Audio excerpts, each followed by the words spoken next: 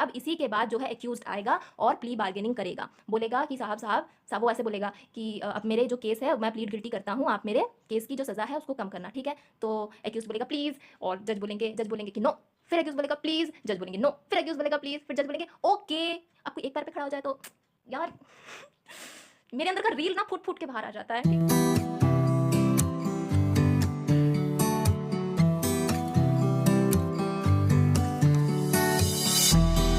Guys, welcome back to the channel again.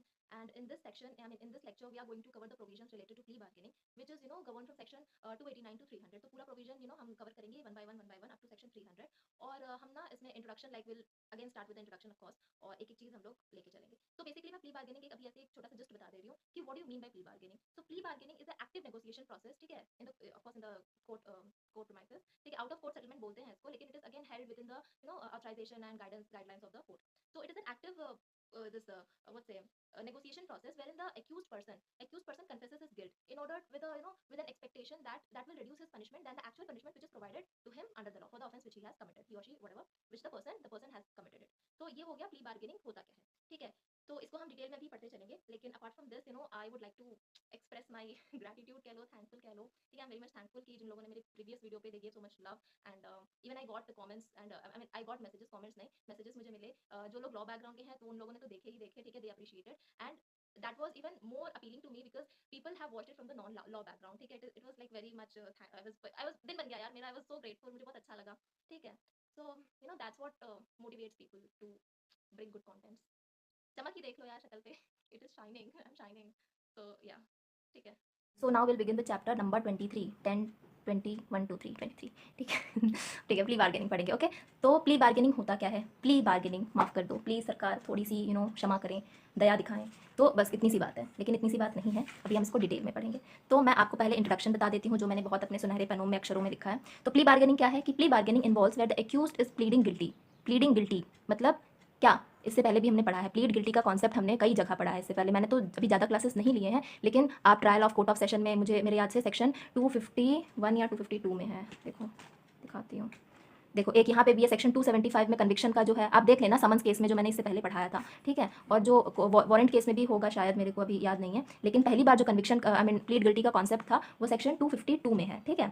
I think clause 2 में है शायद, ठीक है, इफ़ नॉट एक्सक्लूसिवली ट्रायबल का एक कॉन्सेप्ट है, ठीक है। तो अब देखो यहाँ पे क्या है कि हम कहाँ गए, क्या क्या लिख दिया है मैंने, ठीक है। तो प्लीड गिल्टी मतलब क्या होता है कि जो अक्यूज्ड है वो अपनी जो जुर्म है वो मान रहा है, वो कह रहा है कि हाँ साहब मैंने ये गलती की है, मैंने ये क्राइम, मैंने ये ऑफेंस कर दिया है, लेकिन अब क्या, अब मुझे मतलब मैं अपनी जो चीज़ है वो मैं मान रहा हूँ, मेरे बस आपसे एक दरख्वास्त है, एक एक्सपेक्टेशन है कि आप मेरे जो पनिशमेंट है उसको कम कर दीजिए, ठीक है। बस इतनी सी बात ही पूरा चैप्टर है, प्ली बार्गेनिंग, प्ली मतलब बार्गेन कर रहा है, ठीक है, यहाँ पे भी मोल भाव हो रही है, ठीक है। लेकिन यहाँ पे एक और एक्सेप्शन है कि बस 7 साल से कम का ऑफेंस आपने कमिट किया होना चाहिए, मतलब जिसकी ऐसा कोई ऑफेंस जिसकी पनिशमेंट 0 से 7 ईयर्स के बीच में है, बस वही ऑफेंस आपको किए होना चाहिए, नहीं तो प्ली बार्गेनिंग की कॉन्सेप्ट अप्लाई नहीं होगी, क्लियर है।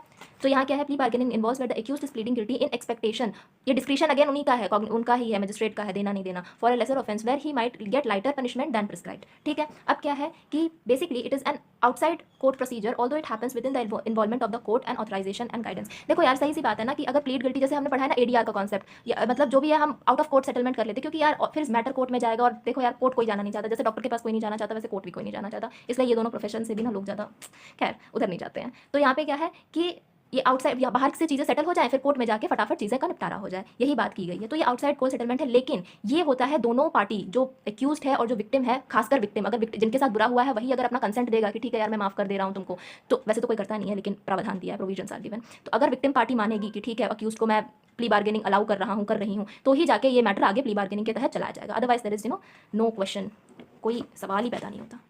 तो यहाँ पे क्या है कि where both parties accused and victim sit together with advocate, advocate जरूरी है, खुद में कुछ नहीं कर सकते, हमारा होना बहुत जरूरी है। And reach to the common point of settlement and reach, यार मैं बहुत मजाक कर रही हूँ, मुझे सीरियस पढ़ाना चाहिए, and reach to a common point of settlement and reaches to an agreement where the accused is trying to receive a lesser punishment for the offense after acceptance, ठीक है, ये हमने पढ़ लिया। तो basically it is talking about the reduction of the sentence and which is achieved by a negotiation process, ठीक है, यहाँ तक हमारा क्लियर हो गया। अब ये देखो, अब मैं ना आपको बेयर एक्ट के साथ पढ़ना सिखाऊंगी, क्योंकि बहुत हो गए नोट्स, नो मोर स्पून फीडिंग, अब आप बेयर एक्ट के साथ थोड़ा पढ़िए और समझिए और एग्जाम में अच्छा करिए, ठीक है। तो देखो यार हम बेयर एक्ट से पढ़ेंगे इसलिए क्योंकि again it is good for it is good अरे यार, good to have a habit of reading the bare act and understanding it, क्योंकि यहाँ तो एकदम यहाँ पे भी सेम चीज़ लिखी है, यहाँ पे कोई भी रॉकेट साइंस नहीं है, ठीक है, आप बस पढ़ के बातें नहीं करेंगे।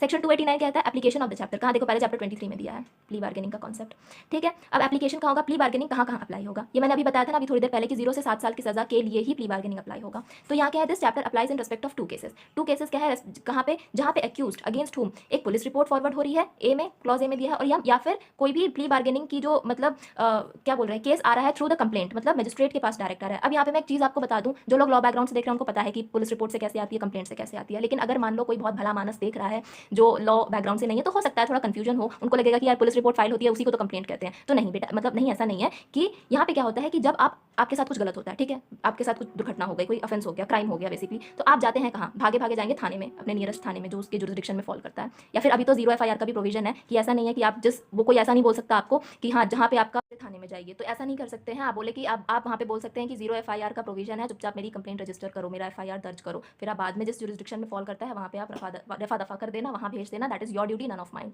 ठीक है। तो ये सारी चीज़ें बेसिक चीज़ें जो आपको पता होनी चाहिए। तो वही उसी के रिगार्ड में मैं बता रही हूँ कि पुलिस रिपोर्ट और कंप्लेंट दोनों दो चीज़ हैं, different, these are 2 different things. Police report क्या होता है, जब आप FIR दर्ज करवाते हैं तो वो कहलाती है पुलिस रिपोर्ट, जहाँ पे जो IO होता है, इन्वेस्टिगेटिंग ऑफिसर होता है, वो आपके क्राइम को इन्वेस्टिगेट करता है और फर्दर अपना पुलिस रिपोर्ट बनाता है और भेजता कहाँ पे है, कोर्ट में भेजता है। तो फिर आपका पुलिस रिपोर्ट से केस इंस्टीट्यूट हुआ, हमने आगे भी पढ़ा था, पीछे मतलब पढ़ा था, ठीक है। और कंप्लेंट क्या होता है, कंप्लेंट क्या होता है, जहाँ पे मजिस्ट्रेट साहब खुद कॉग्निजेंस लेते हैं। मतलब मान लीजिए कि यहाँ पे जो पुलिस वाले हैं, ठीक है, बड़े मतलब 2 नंबर के हैं, ठीक है, बड़े हरामी हैं, ये लोग आपका केस रजिस्टर ही नहीं कर रहे हैं, आपकी FIR दर्ज ही नहीं कर रहे हैं, ड्यू टू XYZ रीजन जो भी है, नहीं कर रहे हैं। तो यहाँ पे आप क्या करेंगे, आप कुछ तो कर नहीं सकते इनके खिलाफ, ठीक है, एट प्रेजेंट तो कुछ कर नहीं सकते, तो आप सीधा अपनी जो प्रॉब्लम है लेके चले जाएंगे कंप्लेंट के थ्रू, किनके पास, मजिस्ट्रेट साहब के पास, ठीक है। तो वो जब अपना कॉग्निजेंस लेंगे तो मैटर वहाँ से कंप्लेंट के थ्रू इंस्टीट्यूट होगा। तो ये 2 बेसिक चीज़ क्लियर हो गई, ठीक है। अब हम पढ़ते हैं कि ये यहाँ तक क्लियर हुआ ना कि ये बहुत मतलब बेसिक सी चीज़ है और ये आपको पता होनी चाहिए, पता है तो और अच्छी बात है, ठीक। अब क्या होता है कि यहाँ पे पुलिस रिपोर्ट जो है, सेक्शन 289 का क्लॉज 1 यहाँ पे क्या कहता है कि जब एक पुलिस ऑफिसर फॉरवर्ड करता है अपनी रिपोर्ट ऑफ अंडर सेक्शन 193, ठीक है, ये बताते हुए कि हाँ कोई क्राइम तो कमिट हुआ है, ठीक है, क्राइम तो कमिट हुआ है और उसकी पुलिस रिपोर्ट उन्होंने बना के फॉरवर्ड की, लेकिन वो ऐसी क्राइम होनी चाहिए जहाँ पे उस क्राइम की जो पनिशमेंट है, यहाँ पे लिखा है पनिशमेंट डेथ नहीं है, लाइफ इंप्रिजनमेंट नहीं है और imprisonment exceeding the term 7 years नहीं है, ठीक है। ये 3 नहीं है, क्योंकि यार बिल्कुल मतलब कॉमन सेंस लगाओ, जहाँ पे ये 3 अगर कोई ऑफेंस की पनिशमेंट होगी तो वो तो ग्रेव ऑफेंस हो गया ना, आप किसी का गैंग रेप कर दो, किसी का एसिड फेंक दो मुंह पे, मर्डर कर दो, कल्पेबल होमिसाइड हो गया, तो ये सारी 302 लगेगा, तो ये थोड़ी ना आपकी तो जाएगा ना, ज़्यादा पनिशमेंट जाएगा। तो यहाँ पे प्ली बार्गेनिंग मतलब कोई ऐसा छोटा क्राइम हुआ है जिसके लिए आप मतलब मजिस्ट्रेट साहब के सामने जाके मांग रहे हो कि अब मेरा वो कम कर दीजिए, ठीक है, पनिशमेंट, तो यहाँ पे इन सारी चीज़ों में अप्लाई नहीं होगा। अब कंप्लेंट की बात करते हैं, तो कंप्लेंट का भी जो चीज़ें सेम है, यहाँ पे बस इतनी सी बात कही गई है कि मजिस्ट्रेट जहाँ पे कॉग्निजेंस लेंगे किसी भी ऑफेंस का जो कंप्लेंट के थ्रू आई है, इसलिए मैंने अभी आपको पहले एक्सप्लेन कर दिया इन दोनों में बातें, मतलब डिफरेंस क्या है, ठीक है। और फिर ये अपना एग्जामिनेशन करेंगे कंप्लेनेंट का और विटनेस का अंडर सेक्शन 223, यहाँ पे आगे ये चीज़ दी हुई है, यहाँ पे पढ़ लीजिए, ठीक है। लेकिन प्रोवाइडेड वही सेम चीज़ है कि वो जो है यहाँ पे मतलब थोड़ा यार देखो, बैराक ना घुमा के चीज़ें लिखता है, तो आपको समझने का थोड़ा भेजा होना चाहिए, नहीं है तो आदत डाल लो, इसीलिए बैराक से पढ़ा रही हूँ, अब नई नोट से अब कभी नहीं पढ़ाऊंगी। तो यहाँ पे क्या है, वही है कि सेम चीज़ दी है कि जहाँ पे उस ऑफेंस की पनिशमेंट डेथ नहीं होनी चाहिए, इंप्रिजनमेंट फॉर लाइफ नहीं होनी चाहिए, या फिर टर्म एक्सीडिंग ये नहीं होनी चाहिए, 7 साल की सज़ा नहीं होनी चाहिए, ठीक है। इतना क्लियर है, ये हो गया। अब यहाँ पे 2 चीज़ सेम थी। अब आते हैं कुछ एक्सेप्शंस के ऊपर। एक्सेप्शंस क्या बोलता है कि कहाँ कहाँ ये जो प्ली बार्गेनिंग का जो प्रावधान है ये अप्लाई नहीं होगा, डज नॉट अप्लाई। देखो यार, मैं एक चीज़ ना पहले ही बता दे रही हूँ कि जब भी बैर एक्ट पढ़ो तो सब कुछ लेके पढ़ोगे ना तो आपका दिमाग का दही हो जाएगा। तो आपको दिमाग का दही नहीं करना है, दिमाग रखना है, दही अलग से निकाल के पी लेना है, ठीक है। यार ठीक है, तो यहाँ पे क्या है कि आपको ना मेन पॉइंट्स ना अंडरलाइन कर देना है। यहाँ पे मैंने क्या अंडरलाइन किया, कोई भी देखेगा क्या लिखा है, डज नॉट अप्लाई। क्या डज नॉट अप्लाई, अगर मतलब प्ली बार्गेनिंग जो है एप्लीकेबिलिटी चैप्टर की नहीं है, डज नॉट अप्लाई कहाँ, offence which offence affect the socio economic condition women child, मतलब वहाँ अप्लाई, समझ गए ना, ऐसे ही आपको पढ़ना है, ठीक है। फिर क्या अंडरलाइन किया मैंने, सेंट्रल गवर्नमेंट नोटिफिकेशन के द्वारा डिटर्मिनेशन ऑफ ऑफेंस करेगा which affect the socio economic condition, खत्म। अब आप पढ़ने बैठोगे for the purpose of section sub section 1 तो हो गया बेड़ा गर्द, खत्म बात। तो यहाँ पे आपको बेयर एक्ट पढ़ना इज अ कला, it is an art and I am an artist, ठीक है, तो यहाँ क्लियर हो गया। तो यहाँ पे ये बात ये बोल रहा है कि ये चैप्टर कहाँ अप्लाई नहीं होगा, वहाँ अप्लाई नहीं होगा जहाँ पे ऐसा कोई ऑफेंस है जो socio economic condition of the country को अफेक्ट कर रहा है, वहाँ अप्लाई नहीं होगा। आप कुछ भी करके आ जाओ, फिर प्ली बार्गेनिंग करो, तो क्या कोर्ट क्या है, माथे पे कुछ लिखा तो है नहीं उसके। या फिर कोई भी ऐसा क्राइम जो वुमेन या चाइल्ड के अगेंस्ट, कोई पॉक्सो का हो गया, चाइल्ड वुमेन के अगेंस्ट तो कितने सारे अपराध होते हैं, ठीक है। तो ये सारी चीज़ें एंटरटेनमेंट नहीं होगी यहाँ पे। और सोशियो इकोनॉमिक कंडीशंस क्या होती हैं ये कौन बताएगा, तो हमारे सेंट्रल गवर्नमेंट बताया जाए, वो बताएंगे किसके द्वारा, नोटिफिकेशन रिलीज करेंगे, ठीक है, कि ये सारे जो ऑफेंस हैं ये आते हैं सोशियो इकोनॉमिक कंडीशंस के अंदर, और ये हम प्ली बार्गेनिंग के तहत हम ट्राई नहीं करेंगे। Simple, as clear as that, good. ठीक है, अब क्या है, मूविंग फॉरवर्ड, देखो यहाँ पे नोट लिखा है, अगर ये चीज़ें समझ ना आए तो नोट से पढ़ लेना, ठीक है। अगेन चीज़ें बहुत अच्छे से समझ में आ जाएगी। यहाँ पे मैं बस बता दे रही हूँ कि क्या नहीं अप्लाई करेगा, socio economic conditions, sorry socio economic तो हाँ यही सोशियो इकोनॉमिक है, ये अप्लाई नहीं करेगा। किसके ऊपर, offence punishable with death, life imprisonment 7 years के ऊपर है, affecting socio economic condition of the country, child के अगेंस्ट है, वुमेन के अगेंस्ट है। मतलब बेसिकली क्या है, ये सारे जो अपराध हैं इसकी पनिशमेंट, ये बहुत हीनियस क्राइम हो गए, तो 7 साल के ऊपर की सजा है, तो यहाँ पे ये फॉल नहीं करते हैं, ठीक है। फिर वही है, ब्लैक लॉ डिक्शनरी जो है आपका एक अच्छा सा प्ली बार्गेनिंग का आपको क्या बता दे रहा है, डेफिनेशन बता दे रहा है, तो यहाँ से आप पढ़ लीजिए, ठीक है। उसके बाद सोशियो इकोनॉमिक कंडीशन क्या है, यहाँ पे डिफरेंट टाइप्स ऑफ ना एक्ट्स दिए हैं कि जो चीज़ फॉल करते हैं, डाउरी प्रोहिबिशन एक्ट में सती प्रिवेंशन हो गया, इमोरल ट्रैफिकिंग हो गया, ठीक है, डोमेस्टिक वायलेंस का केस हो रहा है, या फिर जो कमोडिटीज से रिलेटेड खाने पीने का सामान, हम अडल्ट्रेटेड चीज़ें खाते हैं, वो सारी चीज़ें हो गई, ठीक है। और फिर क्या हो गया, शेड्यूल टाइप ST के एक्ट के तहत जो चीज़ें फॉल करती हैं, फिर प्रोटेक्शन ऑफ सिविल राइट्स के हो गया, फिर navy act, army act, air force act, ये सारे हो गए, मिलिट्री एक्ट जो हो गए, तो ठीक है, बेसिक बेसिक आप समझ गए ना। तो ये सारे होते हैं socio economic condition. Okay, moving further, यहाँ पे मैं फास्ट तो नहीं जा रही ना, अगर फास्ट जा रही हूँ तो थोड़ा एक स्पीड स्लो करके देखना, लेकिन फास्ट बिल्कुल नहीं जा रही हूँ।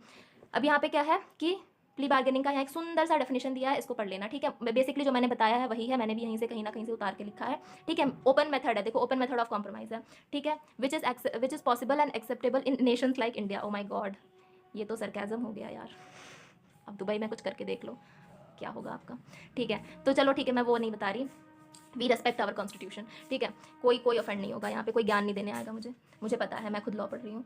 तो फिर क्या है, आगे बढ़ते हैं, ठीक है। अब हम पढ़ेंगे सेक्शन 290 में क्या पढ़ेंगे, application for plea bargaining. Application मतलब कुछ तो एप्लीकेशन दोगे, फॉर्मेट जैसे लिखते हो ना, लीव एप्लीकेशन, वही एप्लीकेशन किसका दोगे, प्ली बार्गेनिंग का दोगे, ठीक है। मैं पढ़ा रही हूँ, समझ तो आ रहा है, कॉमेंट्स करना, जो समझ रहा है उसको थोड़ा हेलो हाई कुछ भी लिख देना कि हाँ आ रहा है समझ में, ठीक है। नहीं तो I will change the way of teaching. अब क्या है कि क्लॉज 1 क्या है, या 3 क्लॉजेस दिए हैं, 3 नहीं सॉरी 4 दिए हैं, 4 का भी A भी दिया है, तो ये थोड़ा अच्छे से बड़ा है, ध्यान से देखना, बहुत ईजी मैं समझाऊंगी, ठीक है, एकदम लल्लो चप्पो टाइप समझाऊंगी। यार कॉल आ रही है पता नहीं किस।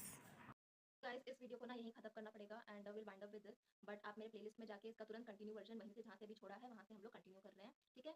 Because I don't have so much storage in the phone, मैं पूरा बड़ा सा वीडियो 40 मिनट का नहीं बना सकती हूँ, ठीक है। तो I have to make part in part, तो that is my personal problem, storage की दिक्कत है, फोन का बहुत so much of issues going around, तो प्लीज ना एडजस्ट कर लो।